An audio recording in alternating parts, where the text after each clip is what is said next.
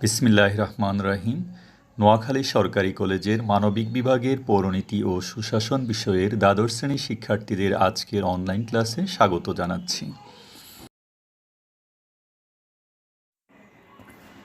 প্রিয় শিক্ষার্থীবৃন্দ, আজকের অনলাইন ক্লাস উপস্থাপনায় সাথে আছি আমি মোহাম্মদ গিয়াসউদ্দিন, প্রভাষক, রাষ্ট্রবিজ্ঞান বিভাগ, নোয়াখালী সরকারি কলেজ, নোয়াখালী। আজকের অনলাইন ক্লাসে তোমাদেরকে স্বাগত জানাচ্ছি। প্রিয় শিক্ষার্থীবৃন্দ, একটু পরেই আমরা যাচ্ছি আমাদের আজকের অনলাইন ক্লাসের মূল বিষয়বস্তুতে। প্রিয় শিক্ষার্থীবৃন্দ, আজকে আমাদের অনলাইন ক্লাসের মূল বিষয়বস্তু হচ্ছে বাংলাদেশ সংবিধানের চতুর্থ এবং দ্বাদশ সংশোধনী, সংবিধানে বর্ণিত তফসিল এবং রিট। তাহলে আজকে আমাদের আলোচনার বিষয়বস্তু হচ্ছে চতুর্থ এবং দ্বাদশ সংশোধনী আর দুটো ছোট প্রশ্নোত্তর, তফসিল কি, রিট কত প্রকার ও কি কি। দেখা যাক চতুর্থ সংশোধনী। চতুর্থ সংশোধনীর উল্লেখযোগ্য বৈশিষ্ট্যগুলো হচ্ছে রাষ্ট্রপতি শাসিত সরকার ব্যবস্থা প্রবর্তন। বাংলাদেশ সংবিধানের চতুর্থ সংশোধনীর মাধ্যমে রাষ্ট্রপতি শাসিত সরকার ব্যবস্থা প্রবর্তিত হয়। দেশের প্রকৃত শাসন ক্ষমতা রাষ্ট্রপতির হাতে ন্যস্ত করা হয়। তিনি শুধু রাষ্ট্র প্রধানই নন, সরকার প্রধানও বটে। তারপর একদলীয় ব্যবস্থা। আর চতুর্থ সংশোধনীর অন্যতম প্রধান আলোচিত বিষয়বস্তু হচ্ছে একদলীয় ব্যবস্থা। সংবিধানে সংযোজিত ৬ষ্ঠ ক ভাগের ১১৭ ক অনুচ্ছেদে বলা হয় যে রাষ্ট্রীয় মূলনীতিগুলোকে পূর্ণরূপে বাস্তবায়িত করার জন্য রাষ্ট্রপতি প্রয়োজনবোধে একটিমাত্র জাতীয় দলের বিধান করতে পারবেন।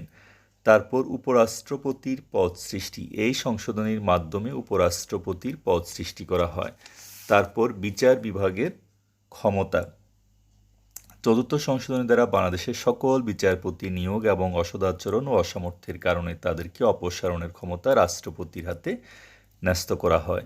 তারপর বিচার বিভাগে আইনসভার ক্ষমতা হ্রাস। চতুর্থ সংশোধনী দ্বারা এরূপ বিধান করা হয় যে সংবিধান সংশোধনী বিল ব্যতীত রাষ্ট্রপতি জাতীয় সংসদ কর্তৃক গৃহীত যে কোনো বিল নাকচ করে দিতে পারবেন।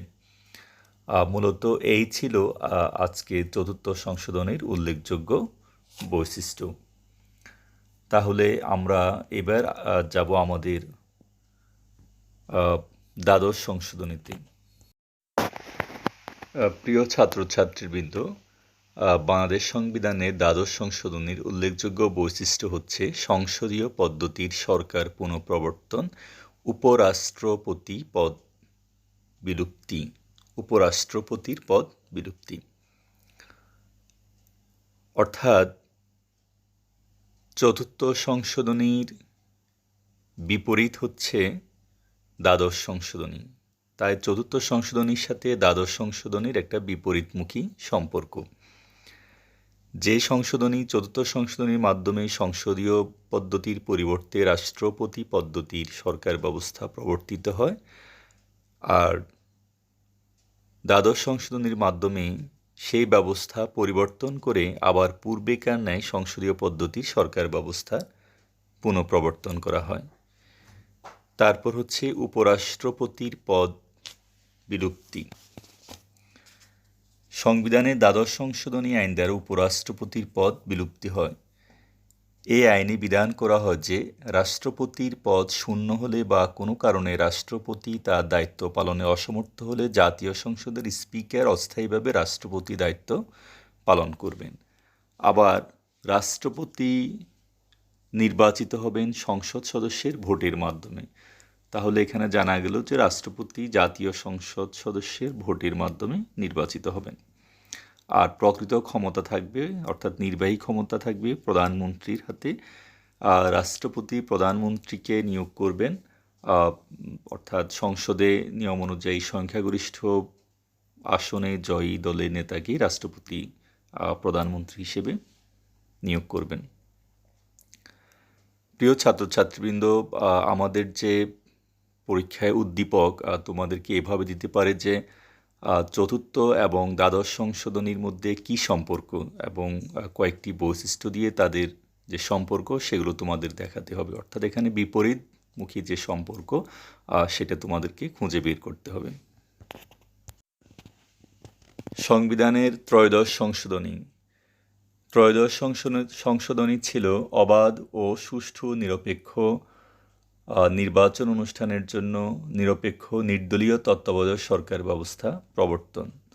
অর্থাৎ এই সংশোধনীর মাধ্যমে দেশে অবাধ সুষ্ঠু নির্বাচন অনুষ্ঠানের জন্য একটি নিরপেক্ষ নির্দলীয় তত্ত্বাবধায়ক সরকার ব্যবস্থা প্রবর্তনের কথা বলা হয়, যেখানে বলা হয় যে প্রধান উপদেষ্টার নেতৃত্বে প্রধান উপদেষ্টা এবং অপর অনধিক 10 জন উপদেষ্টার সমন্বয়ে নির্দলীয় তত্ত্বাবধায়ক সরকার গঠিত হবে এবং রাষ্ট্রপতি দ্বারা তারা নিযুক্ত হবেন।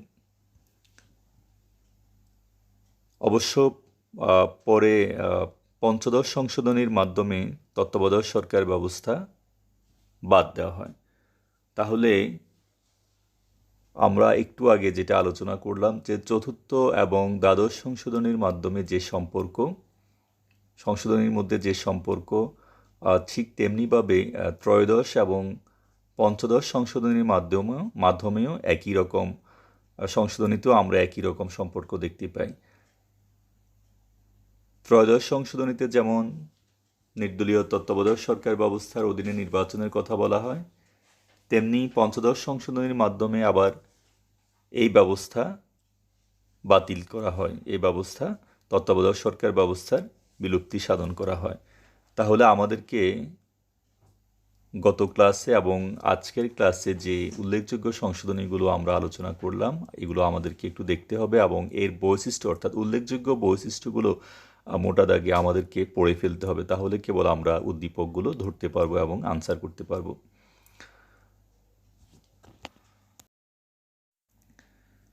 প্রিয় ছাত্রছাত্রীবৃন্দ, আমরা জানবো যে সংবিধানে বর্ণিত তফসিল কি। তোমরা অনেকে জানতে চেয়েছিলে। তফসিল শব্দের বাংলা অর্থ হচ্ছে বিবরণ। কোনো বিষয়ে আলোচনার পর সে আলোচনাকে পূর্ণাঙ্গ করার জন্য অতিরিক্ত বিবরণের প্রয়োজন হলে উক্ত অতিরিক্ত আলোচনাকে তফসিল বলে। বাংলাদেশের সংবিধানে এ পর্যন্ত 7টি তফসিল গৃহীত হয়, অর্থাৎ যেখানেই অতিরিক্ত বিবরণ এবং আলোচনার প্রয়োজন ছিল কোনো কিছু বোঝানোর জন্য সেখানেই তফসিল গৃহীত হয়েছিল। আবার নির্বাচনী তফসিল হচ্ছে সংবিধান অনুযায়ী নির্বাচন কমিশন যেটা ঘোষণা করে নির্বাচন কিভাবে হবে, নির্বাচনের তারিখ, যেগুলো সংবিধানে ইতিমধ্যে লিপিবদ্ধ আছে, যেগুলো নির্বাচন কমিশন কেবল নতুনভাবে ঘোষণা করে, সেটা হচ্ছে নির্বাচনী তফসিল। তাহলে আমরা সংবিধানের তফসিল এবং নির্বাচনী তফসিল কি সেটা জানতে পারলাম। এবার আমরা জানব যে রিট কি। আমরা রিট কথাটির সাথে কম বেশি সবাই পরিচিত। রিট হচ্ছে কারো মৌলিক অধিকার লঙ্ঘিত হলে সংবিধানের 44 অনুচ্ছেদে প্রদত্ত অধিকার বলে, হাইকোর্ট বিভাগ 102 অনুচ্ছেদে প্রদত্ত ক্ষমতা বলে মৌলিক অধিকার বলবৎ করার জন্য কতিপয় আদেশ নির্দেশ জারি করতে পারে, তাকে রিট বলে। তাহলে কারো মৌলিক অধিকার লঙ্ঘিত হলে সংবিধানের 44 অনুচ্ছেদে প্রদত্ত অধিকার বলে, হাইকোর্ট বিভাগ 102 অনুচ্ছেদে প্রদত্ত ক্ষমতা বলে মৌলিক অধিকার বলবৎ করার জন্য কতিপয় আদেশ নির্দেশ জারি করতে পারে, তাকে রিট বলে।